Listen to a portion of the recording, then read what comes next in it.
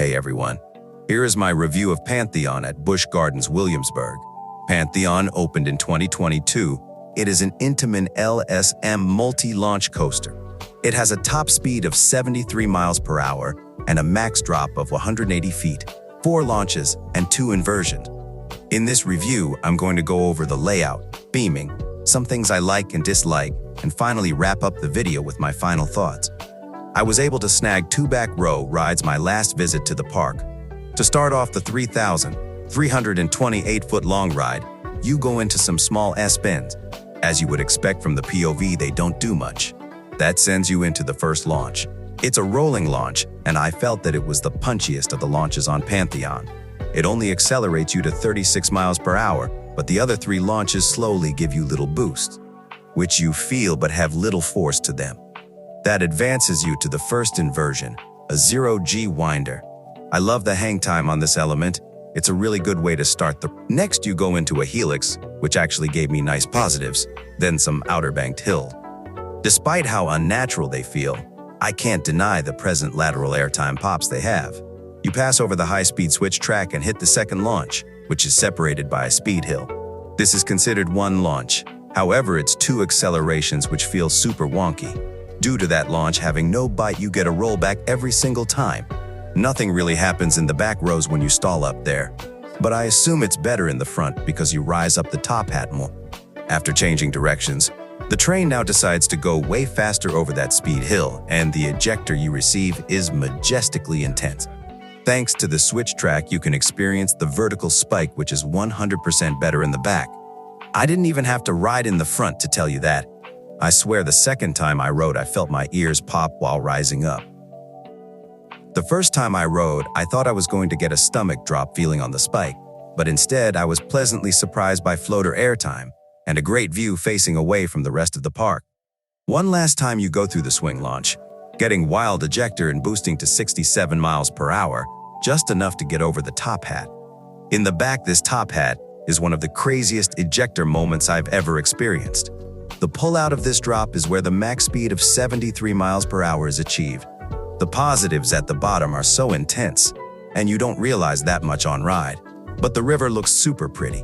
Then you shoot up into, in my opinion, the best airtime moment on the ride, the Outer Bank airtime hill. You feel so high, and the flow ejector airtime is chef's kiss. The views of the Outer Bank you get on top of Verbolten's Bridge are also fantastic. Once your booty lands back in the seat, there is a right turn into the second inversion, a 0G stall. This stall barely curves while you're upside down, but you speed through it so fast that it doesn't need to. This is my favorite 0G stall I've been on. Comment below if you prefer RMC or Intamin stalls. You get a great head chopper going under the top hat, then go through some snappy S-bends. Off-ride and on the POV, these look super whippy and lateral heavy, but I didn't find that. Both of my rides, I found the train just kind of went through them. It's hard to explain, but I didn't get crazy laterals.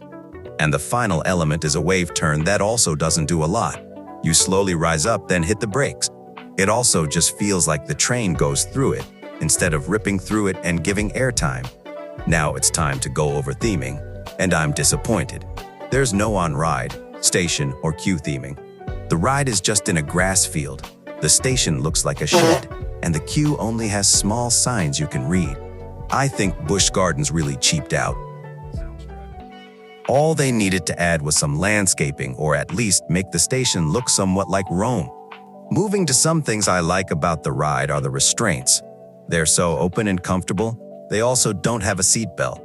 I still think clamshells are the best, but these lap bars make the sudden ejector airtime so enjoyable. Speaking of ejector, the tiny speed hill on the multi-pass launch gives such violent airtime, I love it. Some things I dislike. The short and frankly underwhelming finale. After the stall, it feels like the train is in a rush to get back into the station. If they extended the layout, or even just made the final elements hit harder, I'd like the ride more. The theming is also non-existent. All I want is a better station and maybe some foliage or props where the actual coaster takes place. I know the park couldn't do too much about this next critique, but the spike has a great view of trees. If only the spike was just facing towards the park. Sigh. It's finally time to wrap up the video and address my final thoughts. Overall, I think Pantheon is a wonderful roller coaster with a very diverse set of forces. I mean, really, this ride has positives: airtime, hang time, laterals, and launches. The lap bar restraints are world-class, and even though the theming is minimal, Pantheon makes up for it in ride experience. In my opinion, there's no moments on Pantheon that do nothing. It's currently my #1 in the park, and I definitely suggest riding in the back row. Thanks for watching. Have a great day, and go ride Pantheon.